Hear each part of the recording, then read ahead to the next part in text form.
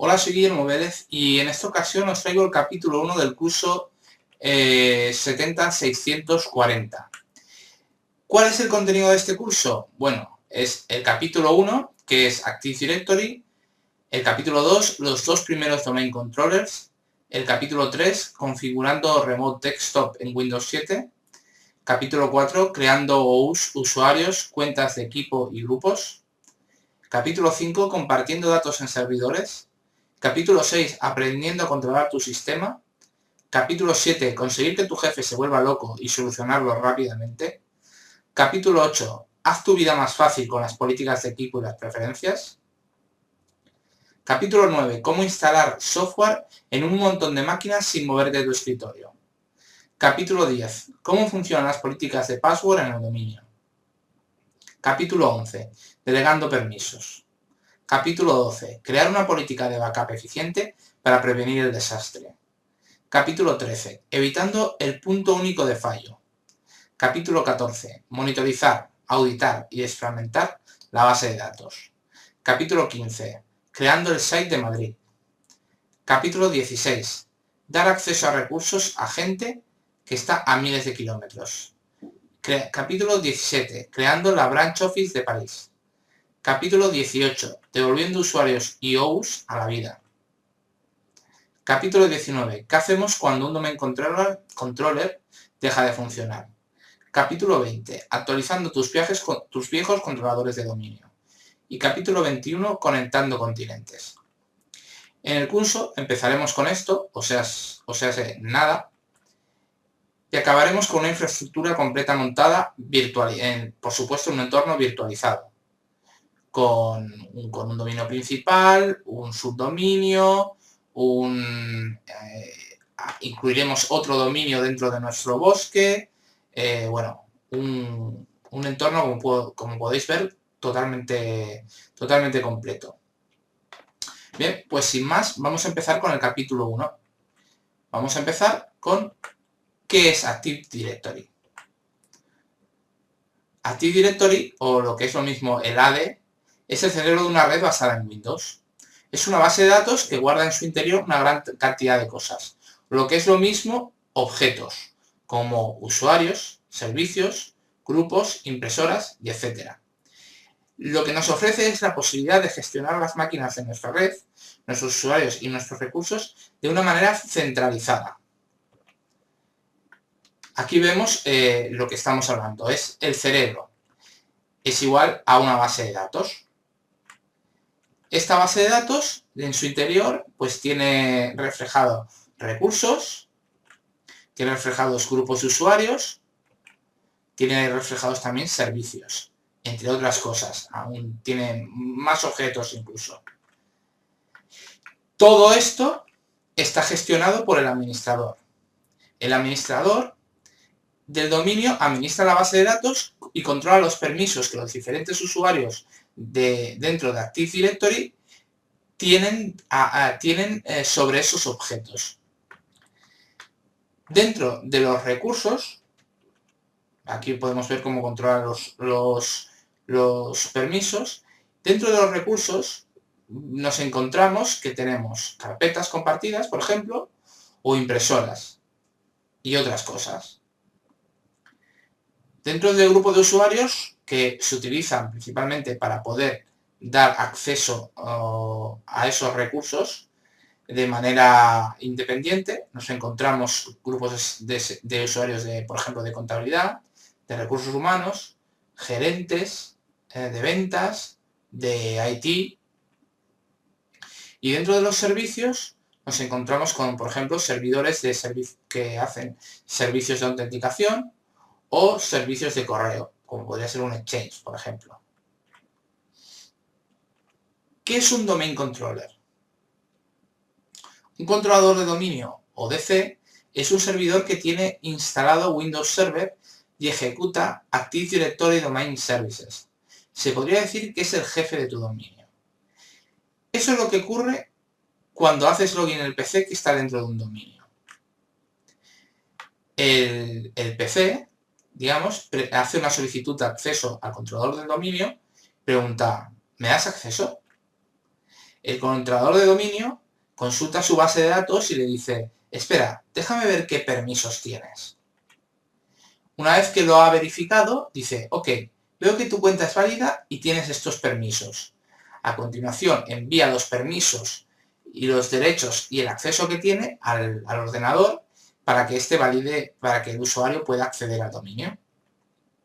Por lo general, un dominio suele tener varios domain controllers, no solamente uno. Cada uno de ellos con una copia de la misma base de datos. Aquí vemos un domain controller, otro y otro. Los tres, entre ellos, están replicando la base de datos, que finalmente es un fichero que se llama ntds.dit.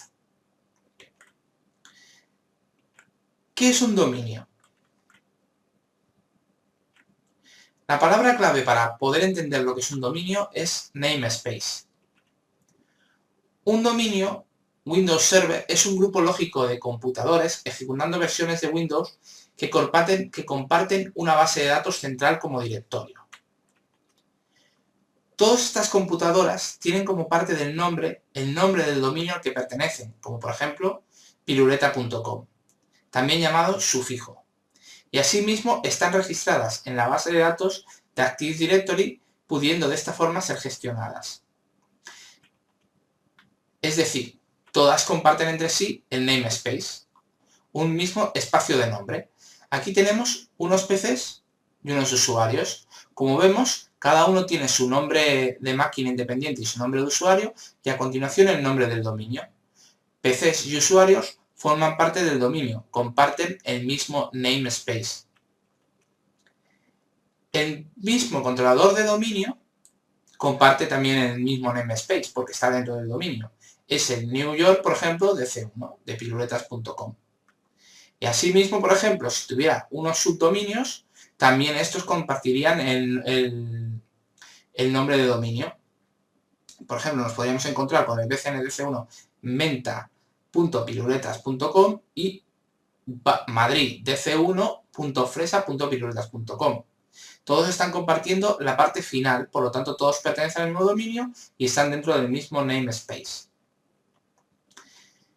En una organización dentro de Active Directory puede haber varios dominios, no solamente uno.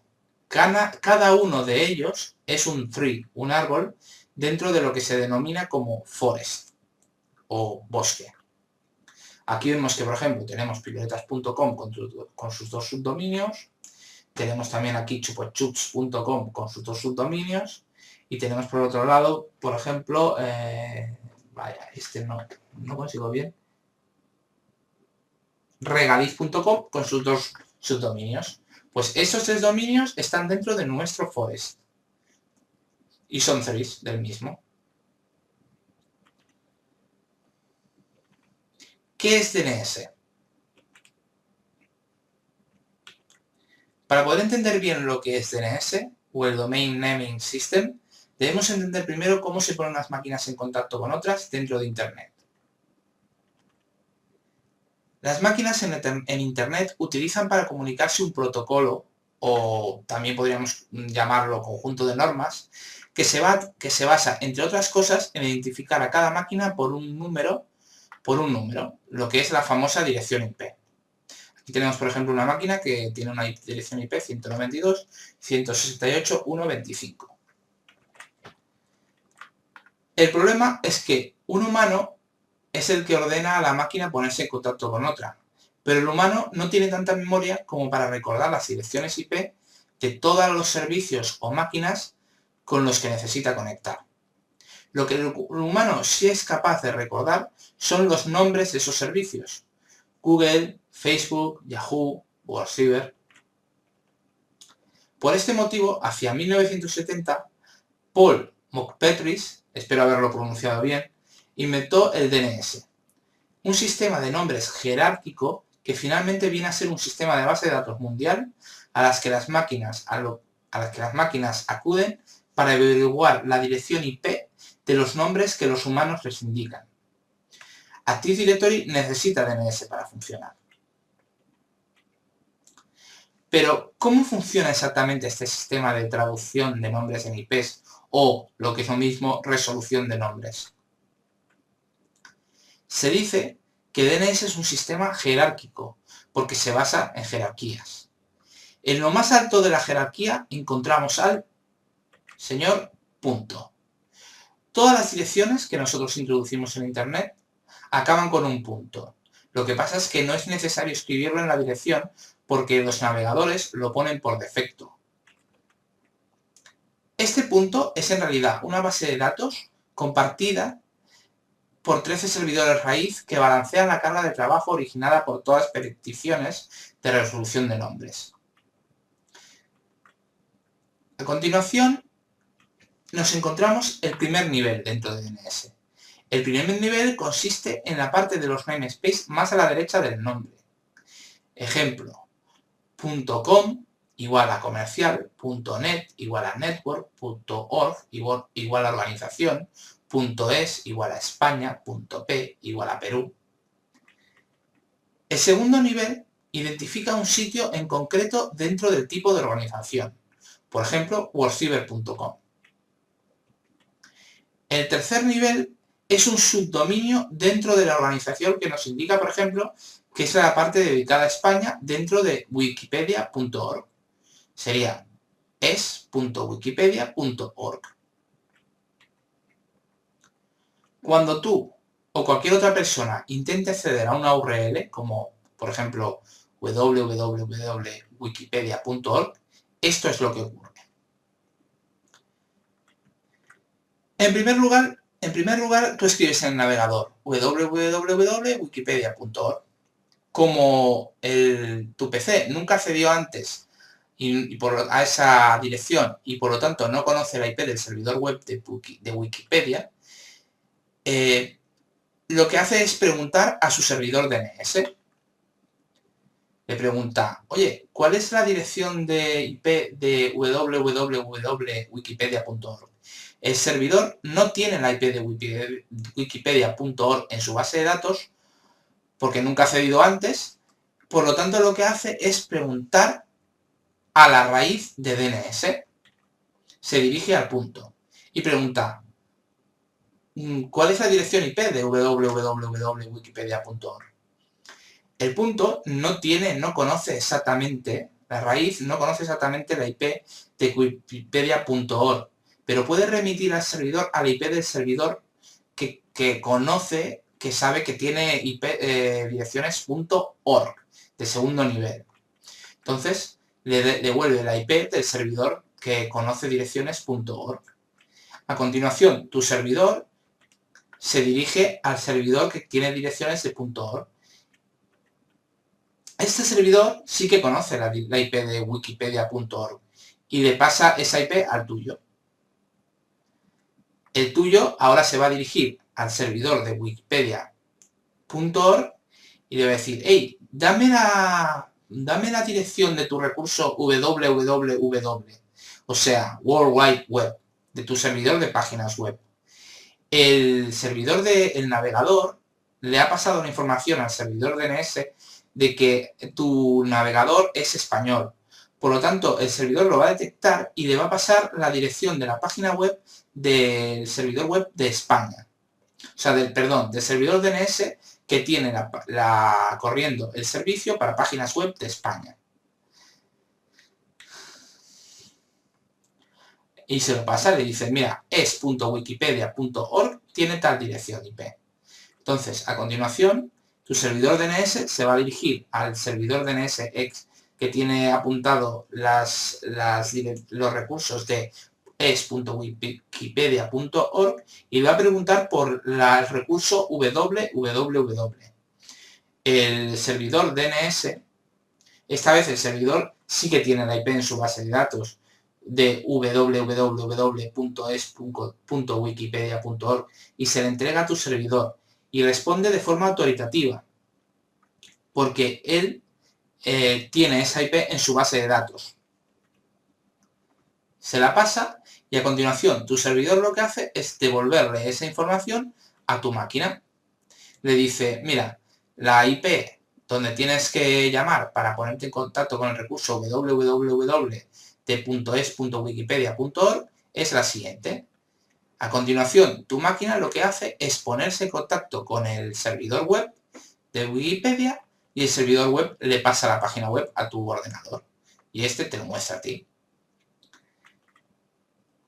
Una vez que tu máquina ha obtenido una primera vez la IP de wikipedia.org, la guarda en una memoria temporal llamada caché, para no tener que repetir todo este proceso otra vez si tú, por ejemplo, deseases volver a acceder. Porque claro, imagínate, si no, esto sería... si tuvieras que hacer todo ese proceso cada vez que quieres acceder a una IP, pues tardaría muchísimo tiempo en resolver cualquier nombre. El tiempo que la IP asociada a www.es.wikipedia.org se guarda en la caché, en esa memoria, viene determinada por el TTL o Time to Live. Este parámetro indica la caducidad del registro y se configura en el servidor DNS. ¿Qué es un rol? Todo el mundo necesita un trabajo, hasta los servidores. Un servidor también necesita una tarea. Un rol dentro de Active Directory es la tarea principal realizada por un servidor. Microsoft y el sentido común recomiendan no instalar demasiados roles en el mismo servidor. Un controlador de dominio o de C suele tener solo dos roles: Active Directory Domain Services y DNS, más que nada porque Active Directory necesita DNS para funcionar. Espero que os haya gustado y os espero en el próximo capítulo del curso 70640 de Active Directory. Gracias.